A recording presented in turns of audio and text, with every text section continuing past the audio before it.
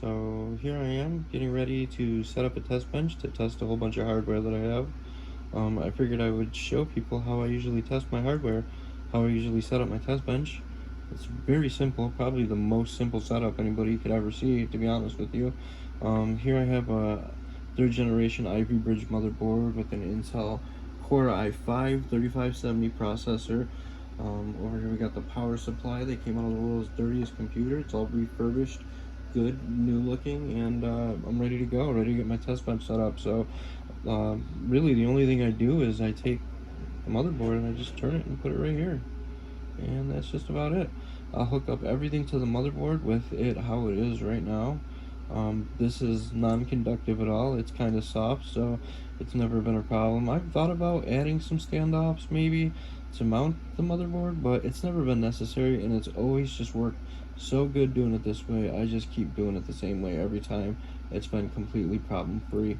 I'll be able to show you how exactly I get everything set up in a bit here, but yeah, I just wanted to really get this out there. Here's my yeah, my cooler. It's been around the block quite a bit there. A little beat up. We got all the hardware for it. All of it's pretty much custom hardware I have. I got it set up so it'll mount to pretty much every socket that's out there, and it's really universal. That's why I use it. Pulled this out of an old HP tower. It was an HP Pro Desk. It's just a power button and the LEDs, and it works perfect for testing hardware. Sometimes I just use a screwdriver, but a lot of times this just makes things easier. All these are pretty much the same, nowadays at least.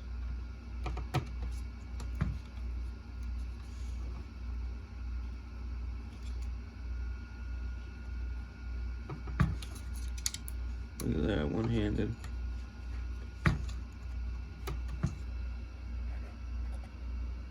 So I usually just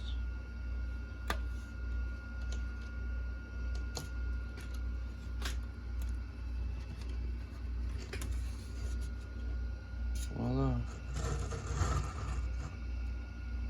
And buttons. Just gonna use this as a test card because I know it works. So system is gonna post before we start testing our other cards that we are not sure that work. This one I know works, so I want to make sure the system works.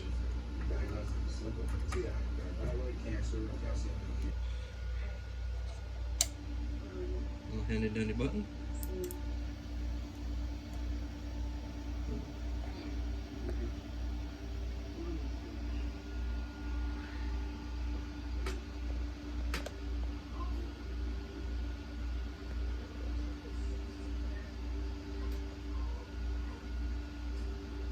All right, we got the world's most simple test bench set up here.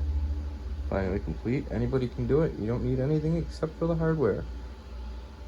I'm put this together so we can test hardware. I got a FX, FX, and XFX RX 580 in here right now. Believe it or not, that actually gets harder with time because now we have XFX RX 7900 XTX cards. I believe that's what they're called. But anyways, I'm trying to say I used it as a test card to test the test bench.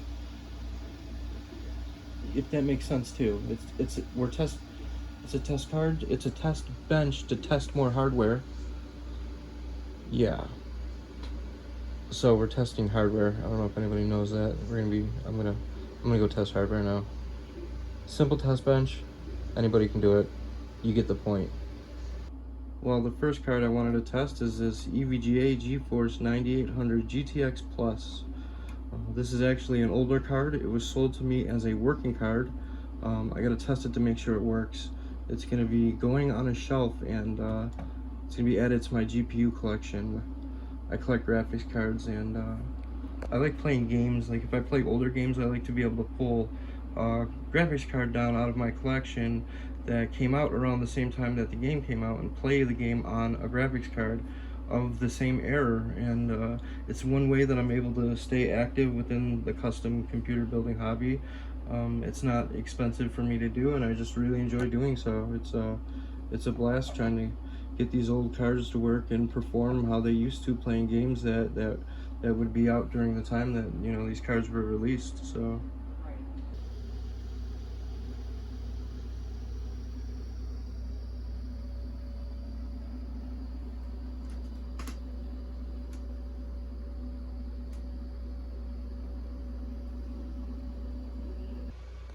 well, card number one is a dead card.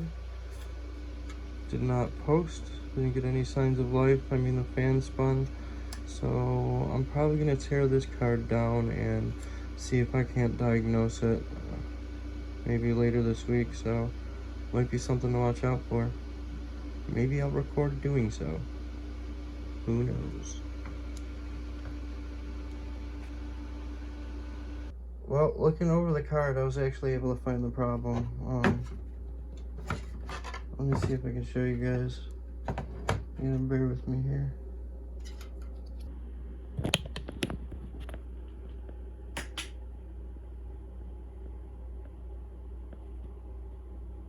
It's a missing capacitor. It's been ripped off. And there's another one. So I'm fairly confident that could be the reason why the card isn't working. And I'm gonna be taking this apart. I'm gonna be taking this card apart and attempting to repair it. So I'm gonna be testing this GTX 980 next. This card is in awesome condition. It is very cleaned. I was very happy with it.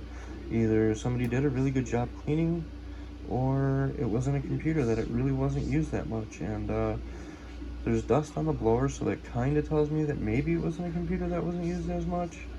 But even though this card is in excellent condition, I'm still gonna have to take it apart, only because it's older.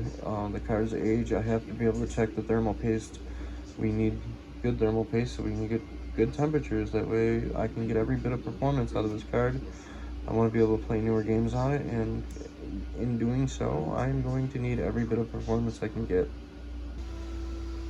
Alright, well, the GTX 980 has posted. It outputs a display. That's good enough for me for now, so I'm going to go ahead and break this test bench down. I'm going to pull the card apart and replace the thermal paste, and then afterwards we're going to put it all back together and really give it a good thorough testing. We're going to bench test it and run some games on it, really make sure it's going to perform good enough. I'm going to be using it in a build that I'm going to do in the very near future. Hopefully I will record that and post it as well. Something else to look forward to. I'm going to bench test all the hardware as well, just like I did here, so everybody will be able to see what hardware I'm going to be able to use in this build coming up to be posted on the market and sold, see what we can get for it. So I will also be recording the disassembly of this card and the replacement of the old thermal paste. So again, something maybe to look forward to. I'll be posting it, so watch out for future posts.